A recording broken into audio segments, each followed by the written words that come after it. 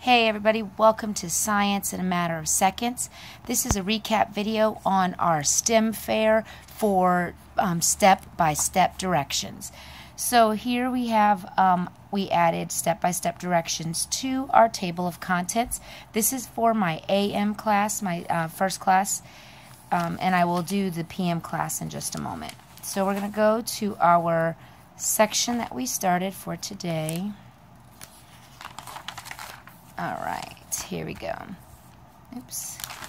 So here's page 21. We have our label. If a student doesn't have a label, they can just write step-by-step directions. We have the date, Monday memo. Why are step-by-step directions needed? And we talked about how step-by-step directions were the science that's related to our STEM fair. Step-by-step directions are needed so you can perform the activity. And the students brainstormed some of the things that they do in their daily lives that have step-by-step directions that must be followed to make sure that everything's safe and everything happens the way it should. They said cooking, laundry, babysitting, riding a bike, making an item, and classwork. The step-by-step directions should be 10 to 12 directional steps. The first direction is always gather materials, and the directions should be in a numbered list. So here's an example. So these are the class notes that should have been taken by the students. Again, this is for my AM class. I'm sorry that this is a little shaky. I don't have my stand with me right now. So here is what we did. First, I told the kids that they need to brainstorm and kind of number the brainstorm. So kind of go through the steps in their head on how they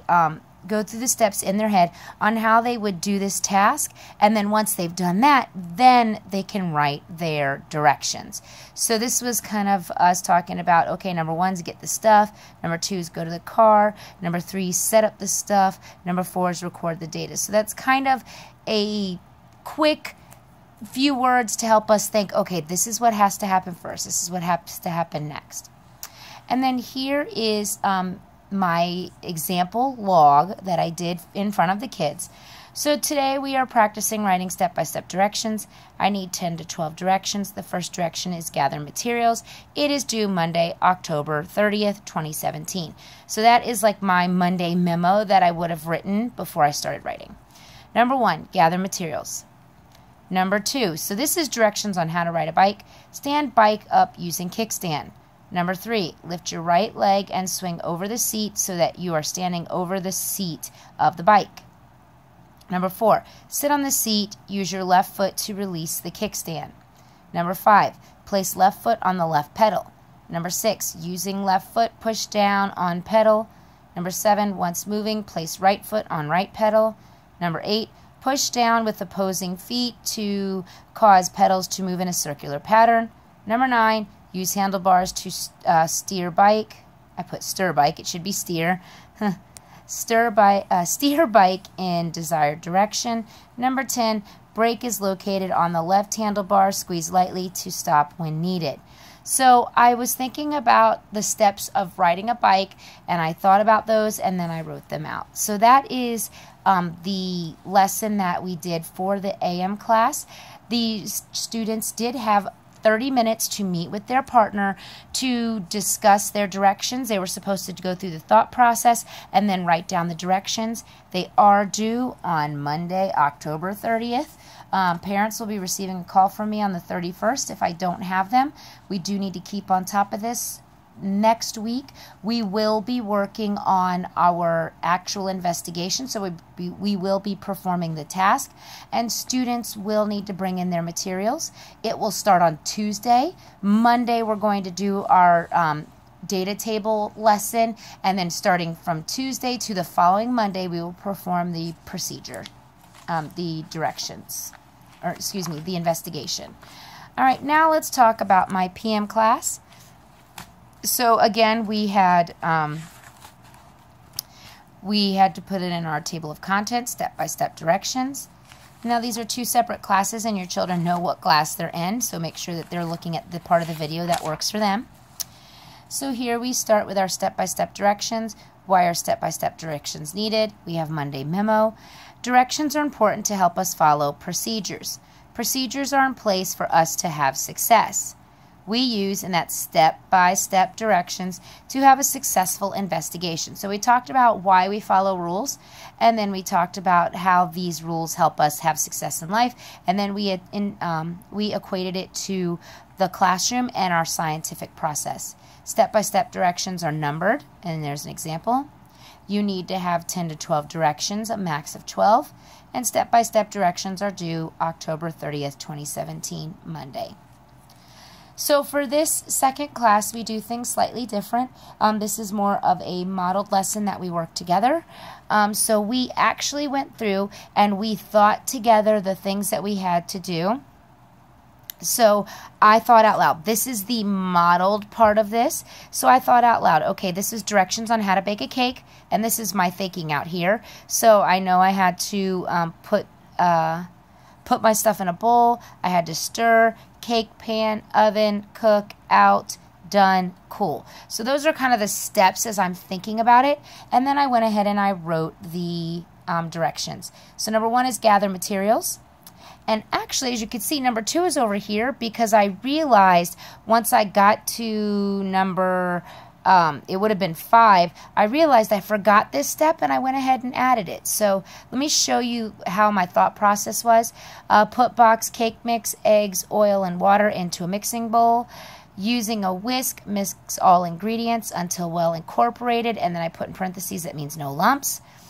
In an 8x8 grease pan, buttered, pour the batter and lightly bang the pan on top of the counter to remove the bubbles. And the kids were helping me with this, and one of them actually said, Miss Angelo, you said bang the pan, so are they hitting the side of the pan? And I realized, okay, I need to talk about banging the pan on the counter to remove the bubbles. Being very specific. Carefully using oven mitts on hands, place the cake pan in the middle rack of the preheated oven. Shut oven door. And that's when I realized, oh wait, I forgot to preheat the oven. So I actually went back and put number 2, preheat oven to 350 degrees, and I changed this to 3, 4, 5, and 6. Number 7, using the time direction on the cake box, set the timer on your cell phone or any other timer. Number 8, put mitts on hands, remove the cake after timer sounds, placing it on a cooling rack. Number 9, immediately after placing on cooling rack, insert the blade of a butter knife into the center of the cake to check for done. If not done, put cake back in the oven and cook for additional 2 minutes and recheck. Number 10, allow cooked cake to cool completely about 2 hours before icing. So this was my model of step-by-step directions, and we went through the thinking first. So think it out in your head and write real quick little words to help you, and then build your directions on that. And listen, mistakes happen. It happened up here. I just went ahead and added it and kept on moving. Accidents like this will happen, but they do need to make sure that every one of the steps are numbered, because step-by-step directions are chronological and people need to be able to follow them. All right, so let's talk about our lesson. We worked on this together, and I'll tell you what is the children's response. So we went through the thought process together. We talked about bagging ice, salt, thermometer on can, bag the can, put together, timer, record, measure, numbers, measure the number of temperature every 10 in increments. So this was our thought process. And now we're going to the materials, or we're going to the step-by-step directions. Number 1, gather the materials. Number 1 is always gather materials. Number 2, place 4 cups of ice in a gallon lock bag times 2. So there's 2 bags. Using a black permanent marker, label bags, salt and ice. Number 4, place a half a cup of iodinized salt in the bag labeled salt. Close the zip and mix ice and salt together using hands. So that's taking the salt, putting the salt in there, zipping the bag, and then like squeezing the salt and the ice together to mix it up to incorporate it. And we could, instead of mixing with hands, we could put incorporate. Number 5, place sticky thermometer on each can. So a can for salt, a can for regular.